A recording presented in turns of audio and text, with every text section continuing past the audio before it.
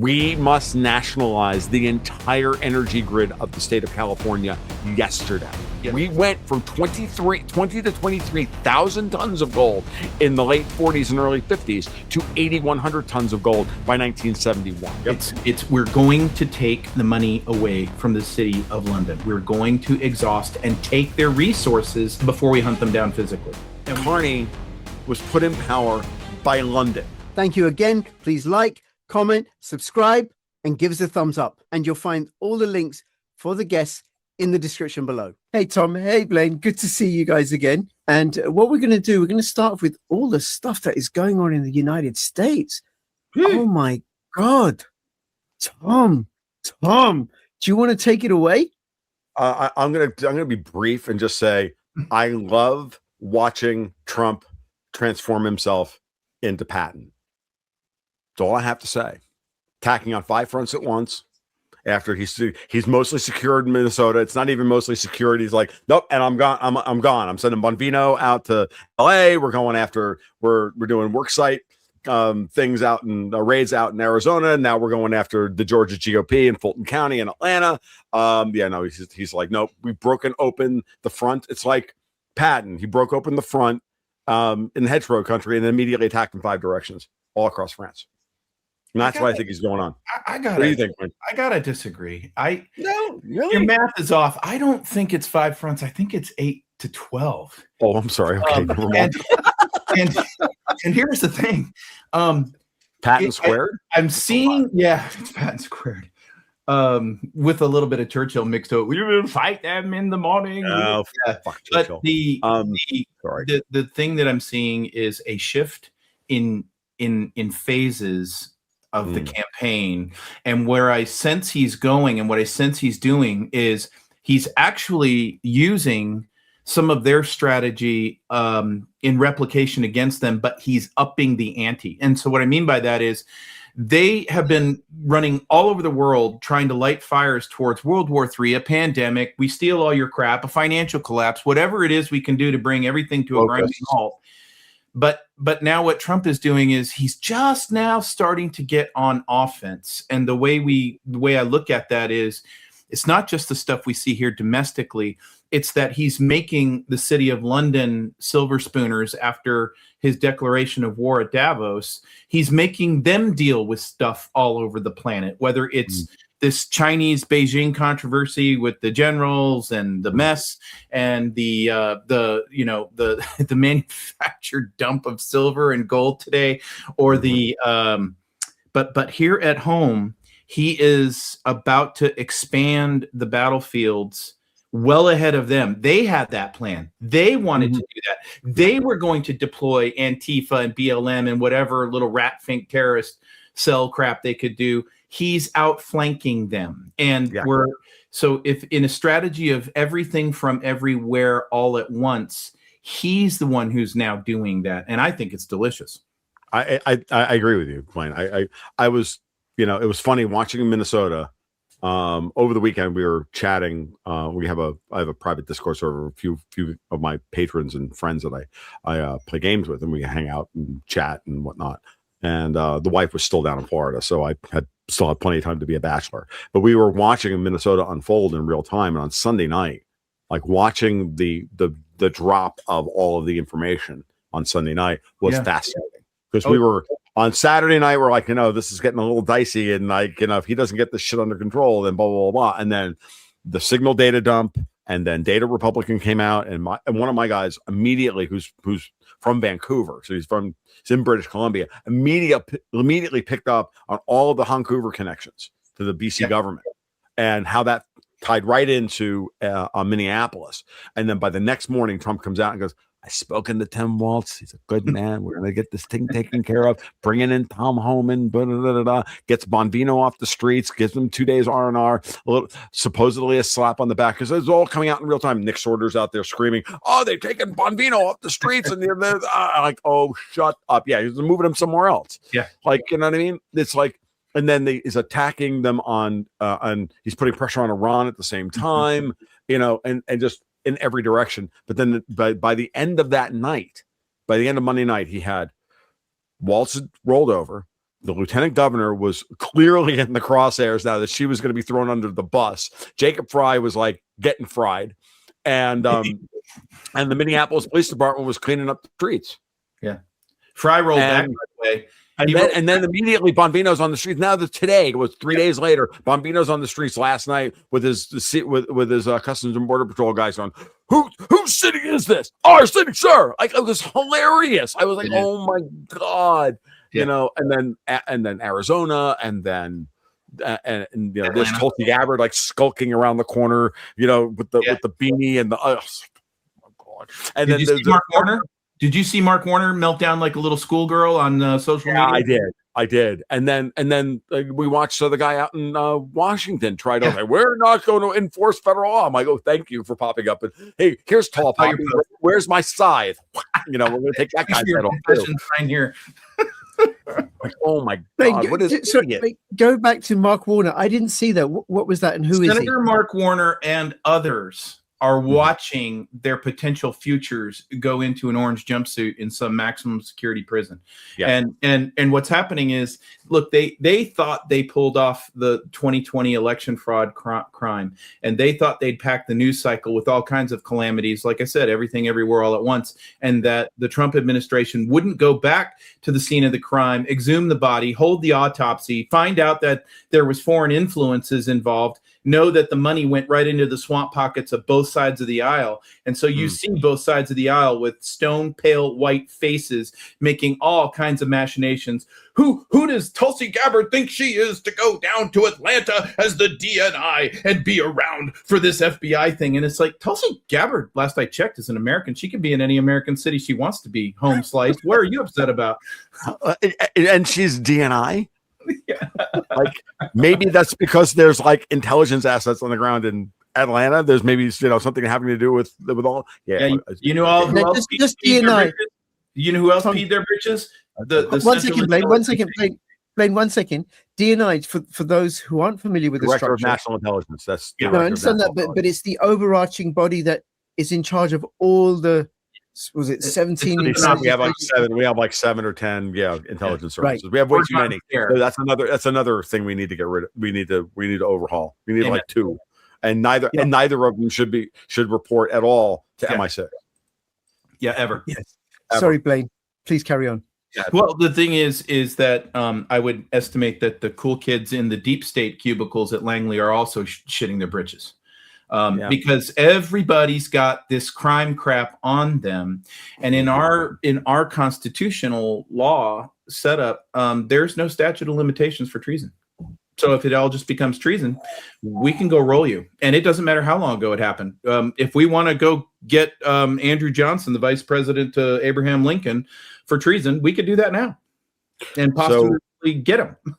So one of the fun part about this is I think everybody needs to. Oh, and by the way, watching all the Groyper and like Groyper adjacent and libertarians all crash out over Minnesota saying Trump got rolled. He's not going to do complete overhaul of the taking out all of the illegals. And I'm like, really, guys? Like he got Waltz to agree to end the sanctuary city bullshit, empty the goddamn jails, and get all these guys, help them turn over and get all the guys who've got warrants. We're going to get all the as EM would put it, EM Burlingame would put it, the war fighters who were brought in to organize the ground troops to leave the purple hairs to like, oh my God, now what do we do? Yeah, now what do? You go home and you take the nose ring out and you dye your hair. Like let's get and bleach your hair. That's what you do, and then you get back, and then you go back to work. You fucking idiots. The point of all of this, look, what's her name? Tumblrina von Safe Space. It's time to go back to work, right? So I have another word I have another name for her, but I'm not allowed to use it in public. I'll tell you off air. But Tumblrina von Safe Space, it's over. It's done in Minneapolis. And here's the thing: what did Trump wind up doing with the resolution? He wound up not invoking the Insurrection Act, even though he could have. He could have brought the military in and got everything under control. He had every right to do so, and he didn't. He let them walk up the escalatory ladder and then reaffirmed all of the civilian processes and all of the civilian institutions that supposedly had been suspended and weren't working anymore, and we were all supposed to lose faith in. If Trump had gone to the military, it would have been a signal of weakness for him, right? And so by him doing it this way and getting Walsh, who was never, ever, ever any kind of ideologue, he was always a guy with deer in the headlights look. I'm sitting here on top of this pile of corruption. Yeah, I'm getting paid for it, but at the end of the day, I know my head's on the noose, right? They're gonna chop my head off, and Trump gave him a way out and threw everybody else under the bus. I don't think and now his political career is over. He's going, and that's all that matters. Like at the end of the day, this is very practical. We have to get these guys off the streets. We got to take out the corruption network. We have to stop the flow of the money and all of this other stuff. And we use that as a model to go forward. So what's the model? Model is send Bonvino in first, assholes and elbows and all the rest of it, and put the pressure on them and make them squirm and make them come out of the woodwork. And then when that's done and a maximum pressure has been applied, and then we just drip, drip, drip, Andrew Breitbart style all the information. We can see you. We can see your money. We can see your chats. We can see this. We can see that. Then we bring in Tom Homan to clean everything up. And Bonvino moves on to the next site. The point here is to get rid of all these people. Yeah. It's a practical, this is practical brass tacks. Get the low-hanging fruit. Stop the civil war that they've got planned. Blaine, I hope you agree with me on that one. I absolutely agree with you on it. The caution, and I just wrote about this today on my Substack, is don't think the enemy doesn't get a vote here. Don't think that this happens without in such a clean way that it's just a bad guy roll up. In fact, I think that Waltz probably made, I don't know what kind of deal he cut, but whatever the deal he cut, it was probably done in error. His first reaction as a fearful stolen valor soy boy is going to be save himself, preserve whatever wealth he got out of the grift, and find his way to some sort of witness protection program. There's no safe space for him now on this entire planet. And so if he was going to cut the best deal for him, it would have been unconventional wisdom. But if I was his advisor, knowing how this battlefield looks, I would have said, you go find an orange jumpsuit in the cushiest prison you can go find. You go do that. And that's your chance to live through this. But the enemy, the real enemy, the reason they keep their legions in line is because they all know the score. Eventually, once you flip in whatever capacity, look, Jacob Frey is going through this exactly right now. So as soon as Tom Homan boarded an airplane and was on his way back to DC, Frey then puts out a social media post saying, I don't know what the hell Tom Homan's talking about. We're not going to cooperate with ICE in any manner, shape, or form. So Tom Homan said, that's cool. Coming right back. We're all going right back to Minneapolis. It's all just going to get turned right back on. In other words, look, they always pick weak links to do their urchin work. And that's what they're getting here is they don't have people who can think for themselves. They can only run scripts. And if you're in Atlanta or if you're in Phoenix or if you're in LA right now, you are the next spots. But where I see the enemy going is they're going to get to the desperation point where they activate cells, they start to work on the grids, they start to use cartels that are already based on every main street in America, and we'll see some things. But that's what I'm writing about in my paper is, look, we'll be fine. We're going to be fine. It's going to be great. It's just not going to be a walk in the park because we're not done. And that goes for the world. I mean, I may be going to Ireland here soon to sit down with some of their politicians to talk about how to unjimmy what they've done to themselves. And again, they're like, well, how do we get out of this with any violence? And I'm like, I don't think you do at this point. I really just don't. But you're Ireland, and you've got Guinness, and you've got Jameson, and you know what to do, boys. God, but I hate to be stereotypical. Call me whatever you want to call me, but a bunch of liquored up Irishmen are a pretty formidable.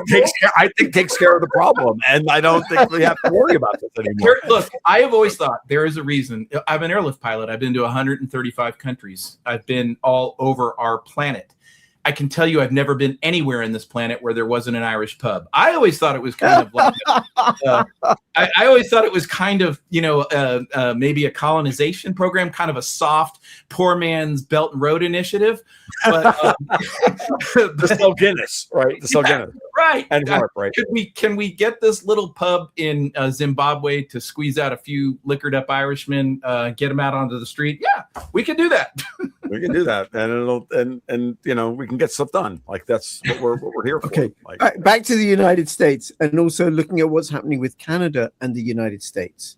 Because I saw something, Joaquin Flores, was it? I don't know, something about Minnesota going to be applying to join Canada.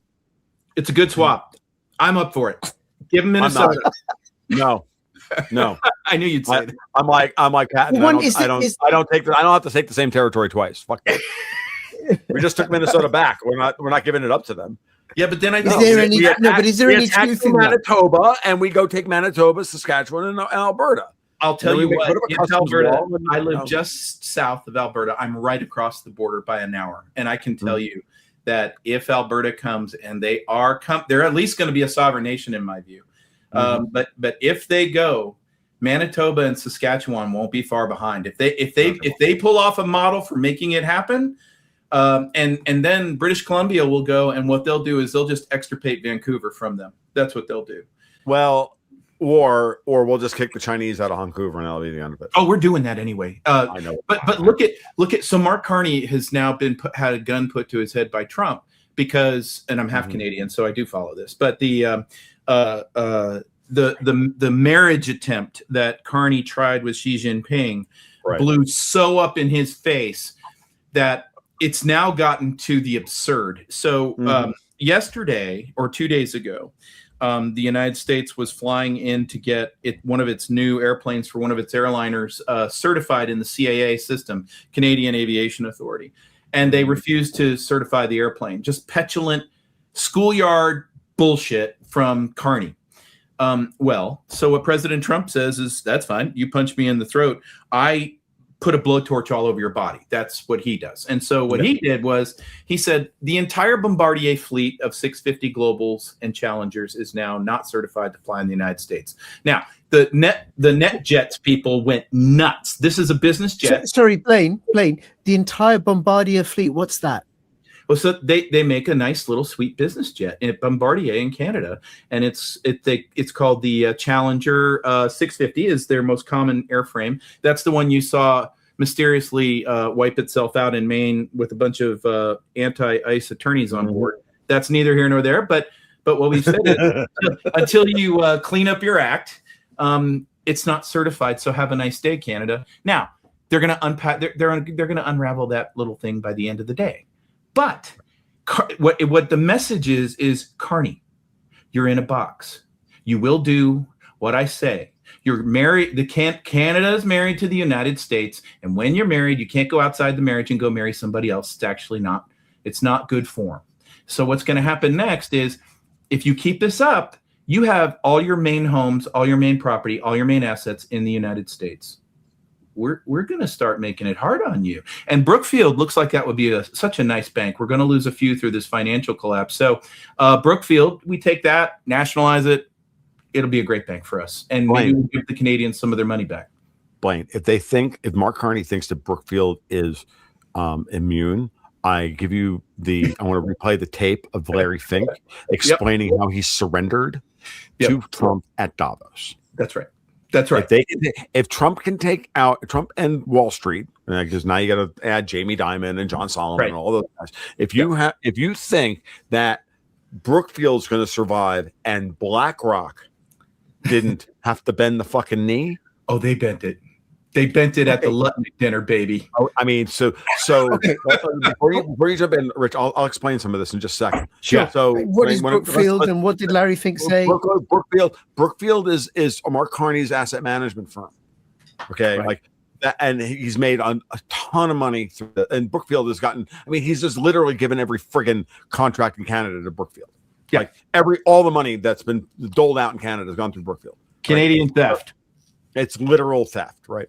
So this little thing with the planes is hilarious, okay? But at the end of the day, Carney was put in power by London. And Trump is literally saying, you don't get to triangulate against us with the Chinese.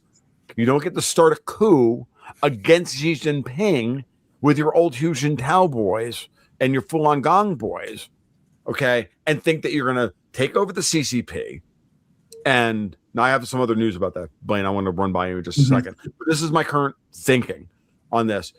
Remember, Carney is trying to cut that deal, then goes to and says it's the new world order. Then he goes and he defies Trump at Davos, and at the same weekend, and all of this happens, by the way, on Sunday night, the news of the military coup against Xi has been put down. Then the signal chats come out. Then Data Republican drops all the information from the signal chats, blah blah blah blah. And then next morning, Waltz is bending over and saying, "No, really, it's okay. I used lube." And that's where you have to put it in these terms, boys. Yeah. So that all played itself out. The Chinese let that out at that moment, right, to explain to Carney, you don't have any cards to play, boy. Yeah, you don't get to try and take over the rejigger and sort of power fight in China that you're then going to use to triangulate against Trump using the middle powers. Yep. Remember, they all started using those terms, the middle powers. Yeah. All at the same time, to then triangulate against the demon orange Trump, the orange demon Trump. That's not going to work. Right. This is not going to play. So, boys, how about you up there in Flappy Headland? You figure out that you work with us and you don't work for London anymore. Canada has only existed for 250 years to be a thorn in the side of the United States. Right. Whenever the Crown needed to gin up a problem, and down south of the 49th parallel in the Great Lakes. And you have to realize that that's what Canada was built on and born on. If you haven't listened to Matt Ehret go into grave detail on this, folks, I recommend you do so, because this is one of Matt's greatest gifts to the world, is explaining all this to everybody in very Matt Ehret-like detail. And yes. And Matt's very good at it, and he brings receipts, and he's phenomenal, and there it is. And so that's where we are. Canada is going to be subsumed into the United States however we need to. And this is true, that they hate us in the Laurentian elite land. They hate us because the minute Trump said anything about the 51st state, they petulantly gave us Mark freaking Carney as PM. Yeah, and then they all lost their minds over Greenland. It was just it was the dumbest thing imaginable. And I'm like, oh really? We're taking Alberta from you, and we're going to put a customs wall up around Alberta. That Alberta is going to make a fabulous amount of money. My expectation is always, as we work to fight the City of London and any of President Trump's chess moves, which usually garner about 4 to 5 benefits per move.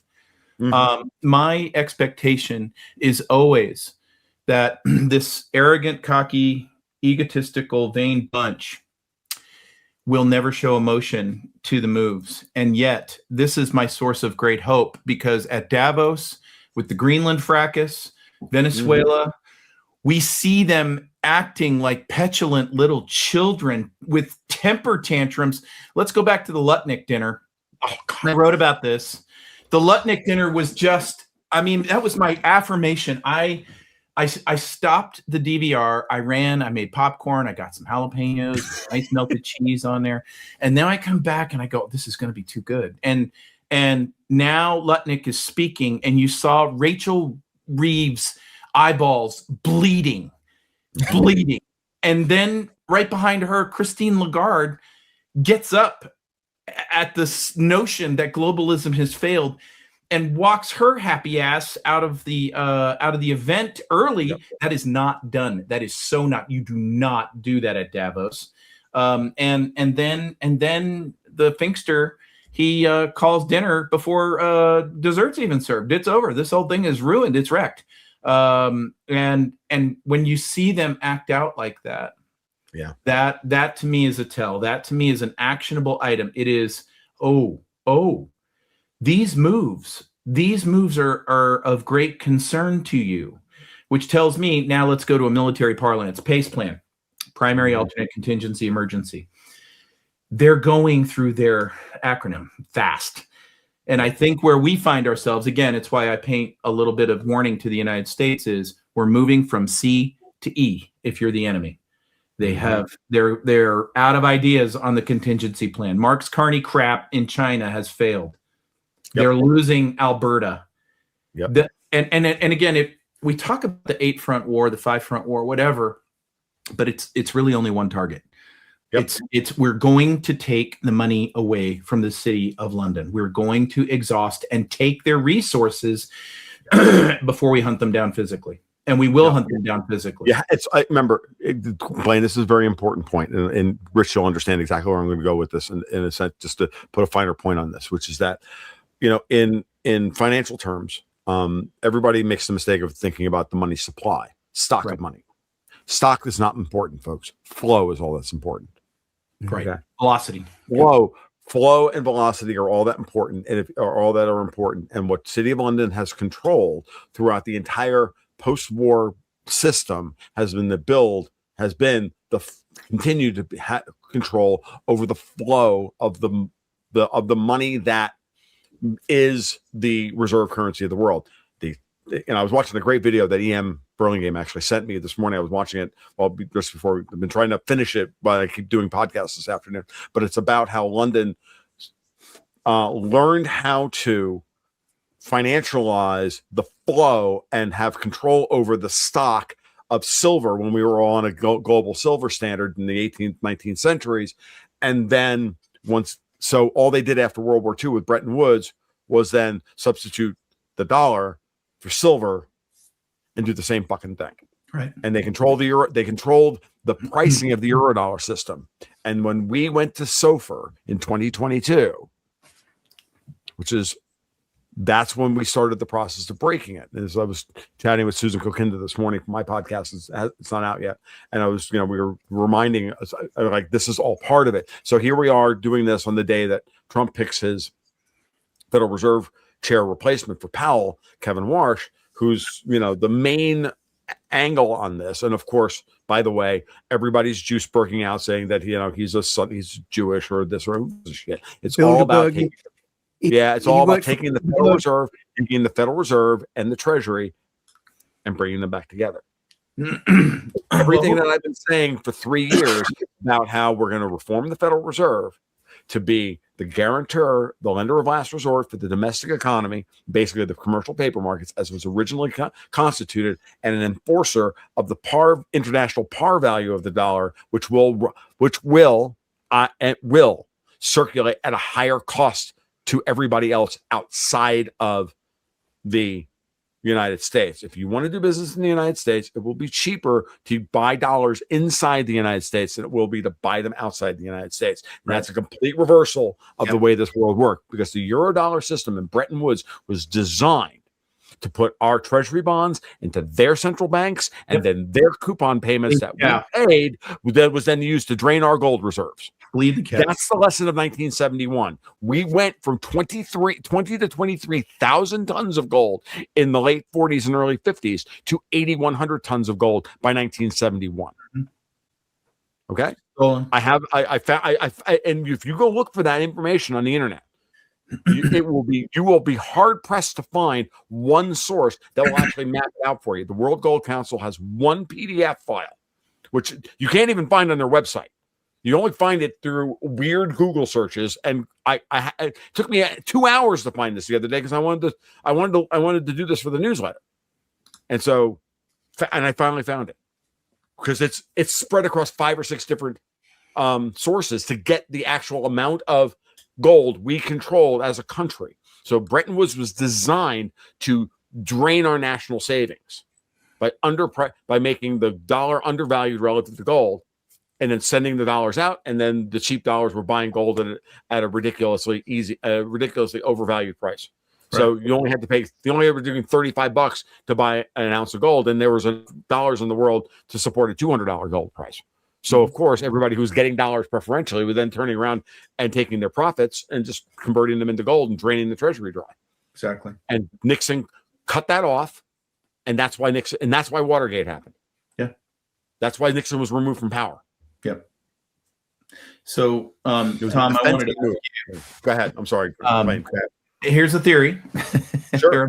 there are many, but let me bounce this one off of you. Everybody raised hell when Scott Bessent and David Sachs came into the administration because they were raising hell saying he's a globalist. This is a Soros high priest. We're in trouble. We're going to be screwed. He has done nothing but patriotic work. And he has effectively replaced the chairman of the Joint Chiefs of Staff as the lead general in this war. You and I have established that the last time we spoke. Yes. Yeah. So now enter Kevin Warsh.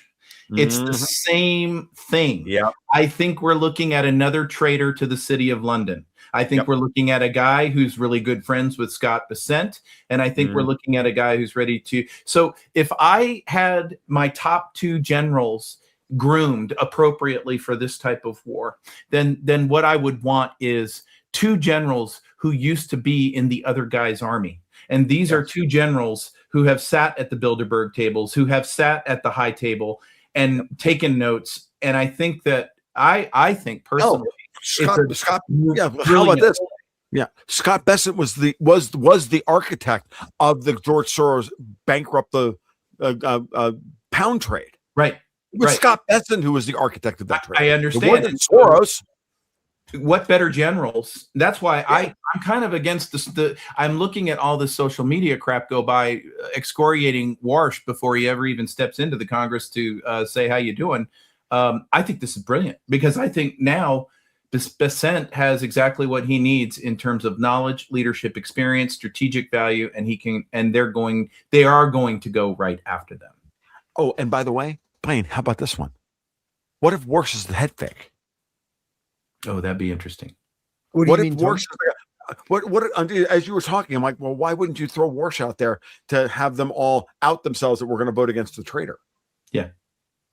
And then the Senate all comes out and says, well, no, we're not going to allow that. Okay, well, you're not going to give me him? Right. Well, okay. Well, then what are you going to do? You're going to continue to give me Powell? Powell's no great shit. Powell's no great shakes. Oh, yeah, I hate Powell. I hate Powell. Powell's terrible. And then Powell in March cuts by 50 basis points, and it's very possible. Okay. Oh, and by the way, and my backup choice is Judy Shelton. That's right.